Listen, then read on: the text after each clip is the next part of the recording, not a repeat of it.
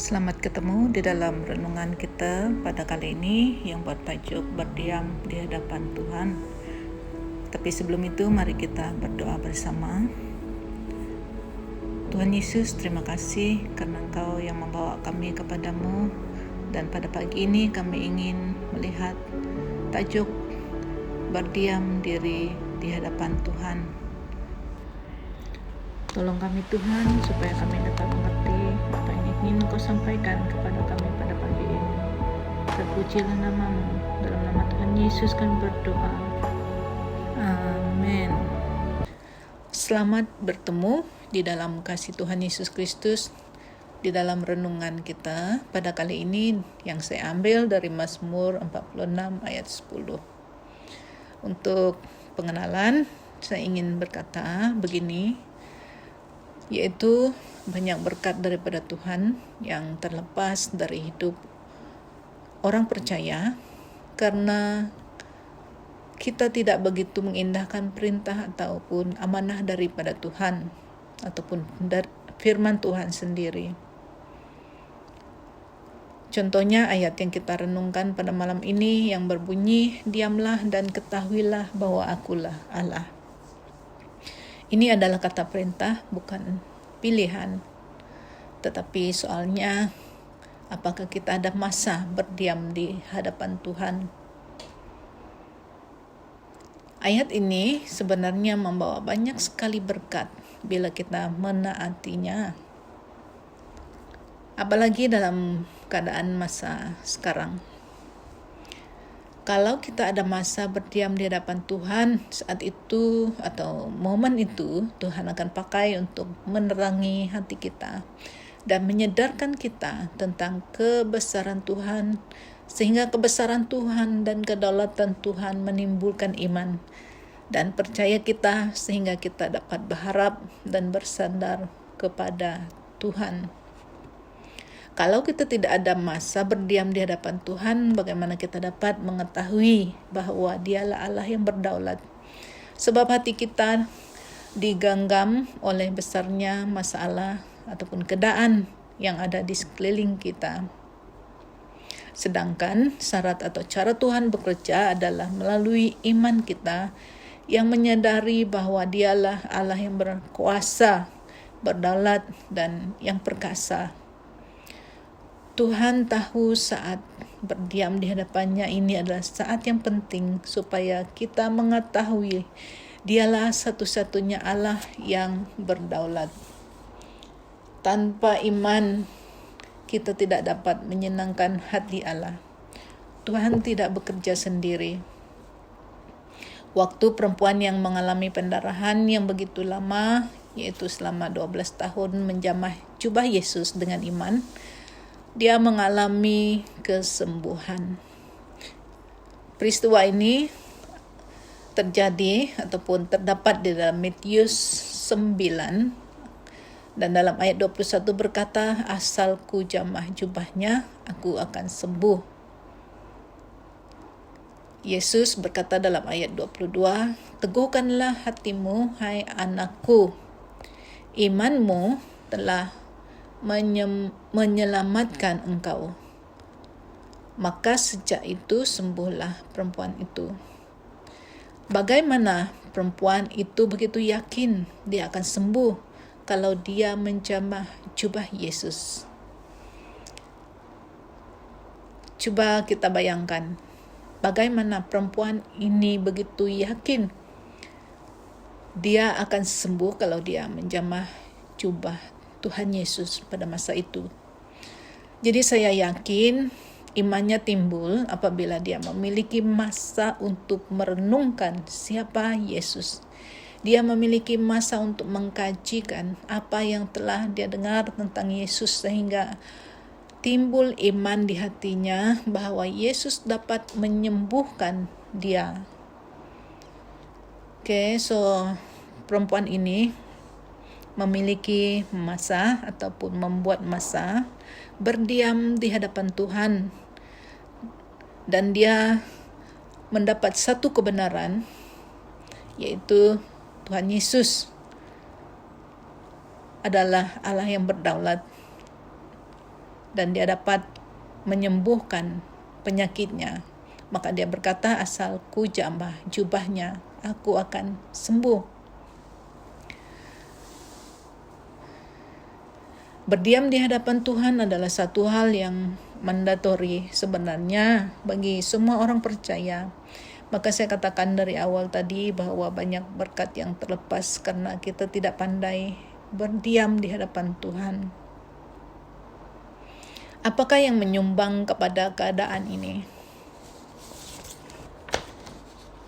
Apakah yang menyebabkan kita tidak berdiam di hadapan Tuhan? Khususnya dalam ayat yang kita renungkan pada malam ini, walaupun banyak firman yang lain, tapi pada malam ini kita fokus kepada Mazmur 46 ini ayat 10, yaitu tentang berdiam di hadapan Tuhan. Mengapa orang percaya banyak sekali tidak melakukan satu hal ini, yaitu berdiam di hadapan Tuhan? Yang pertama saya pikir adalah kesibukan manusia yang membuat dia sibuk dari pagi sampai petang, sehingga tidak ada masa untuk merenungkan ataupun untuk berdiam di hadapan Tuhan. Tanpa sadar, berdiam diri di hadapan Tuhan itu menyelesaikan banyak perkara daripada kita sibuk sana sini dan kita tidak banyak menghasilkan kejayaan. Dan yang kedua adalah kurang yakin terhadap firman Tuhan. Apakah firman Tuhan ini benar? Apa maksud saya berdiam di hadapan Tuhan? Apa yang saya dapat? Dan kita tidak paham betapa perlunya berdiam di hadapan Tuhan itu. Alasan yang ketiga, kita tidak paham betapa perlunya berdiam di hadapan Tuhan. Yang keempat, kita tidak peduli. Kita tahu kebenaran itu, tapi kita tidak peduli. Dan yang kelima adalah kemalasan manusia. Malas sehingga walaupun memiliki masa, kita diberi 24 jam yang sama, kitalah yang harus menetapkan masa untuk berdiam di hadapan Tuhan. So, kemalasan adalah satu yang menyumbang kepada di mana kita tidak memiliki masa untuk berdiam di hadapan Tuhan.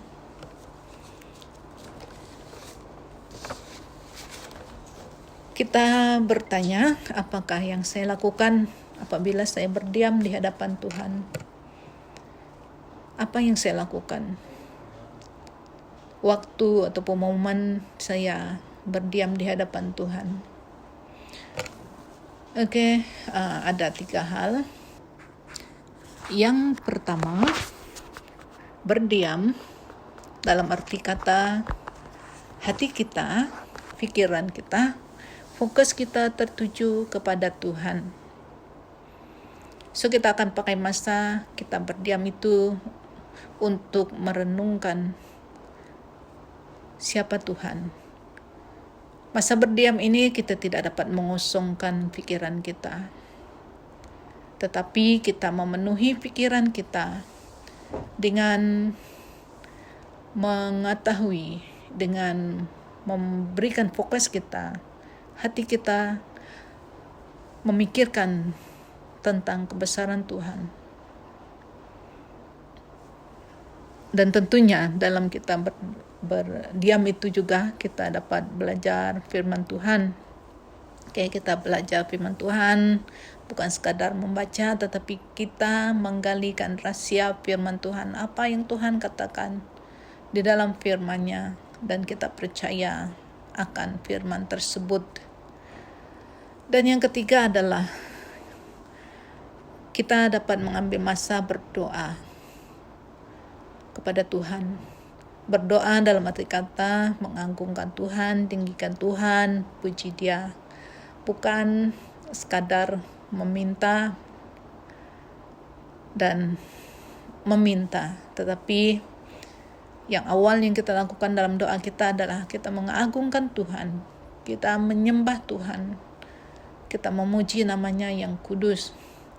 So ada 3 hal yang dapat kita lakukan dalam kita berdiam di hadapan Tuhan, yaitu kita buat masa untuk duduk di hadirat Tuhan dengan memenuhi hati pikiran kita dengan kedaulatan Tuhan, kebesaran Tuhan. Kita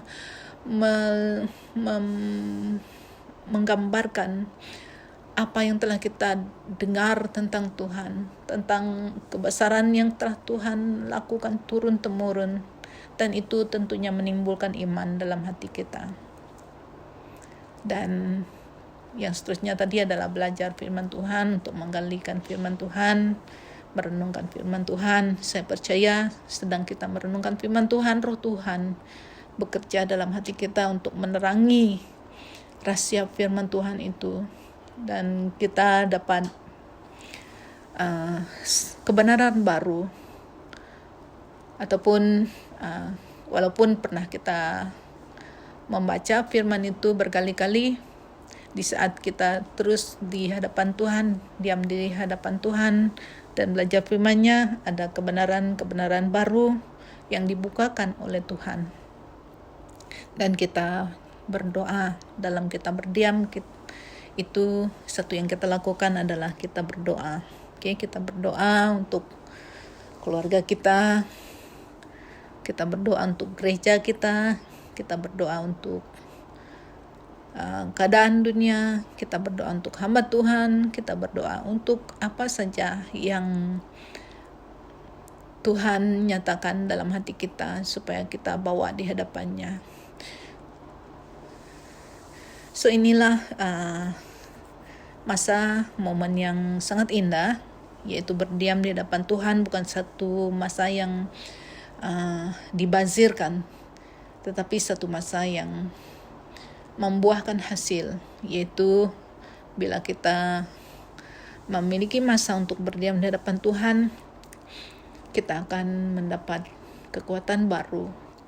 Iman kita makin diteguhkan dan kita semakin melihat kebesaran Tuhan, dan lantas itu kita semakin mengandalkan Tuhan di dalam kehidupan kita, karena kita telah yakin dan percaya akan kebesaran Tuhan, yaitu lewat kita berdiam di hadapan Tuhan. Sungguh indah sahabatku ataupun saudara-saudariku yang di dalam Tuhan Yesus, di mana kita dapat berdiam di hadapan Tuhan. Maka itu mari kita belajar daripada firman Tuhan ini. Saya percaya bahwa firman Tuhan ini diberikan sebab terlalu besar faedahnya bagi orang percaya, maka Tuhan sendiri menyatakannya, yaitu supaya kita berdiam di hadapan Tuhan. Dan bila kita mengetahui bahwa Dialah Allah, itu akan menjadi satu berkat yang sangat besar dalam hidup kita, karena kita akan dapat mengandalkan Dia, kita akan melihat perkara yang ada dengan mata iman, dan kita memiliki kemenangan yang daripada Tuhan, karena masa itu iman kita dibentuk dan Tuhan bekerja lewat iman kita. So puji Tuhan untuk firman Tuhan pada kali ini. Mari kita membuat masa berdiam di hadapan Tuhan dan menikmati hadiratnya Tuhan dengan mengetahui Dia Allah yang hidup, Allah yang berkuasa, Allah yang perkasa, satu-satunya Tuhan, satu-satunya pencipta, dan satu-satunya yang berkuasa di bumi dan di surga. Terima kasih atas perhatian saudara-saudari yang telah mendengar renungan ini. Saya percaya Roh Kudus Tuhan bekerja di dalam renungan ini, di mana Dia akan meyakinkan kita bahwa berdiam di hadapan Tuhan itu adalah satu yang perlu bagi kita. Puji Tuhan, dan sampai kita ketemu lagi di lain renungan. Haleluya, hosana, Tuhan menyertai kita semua.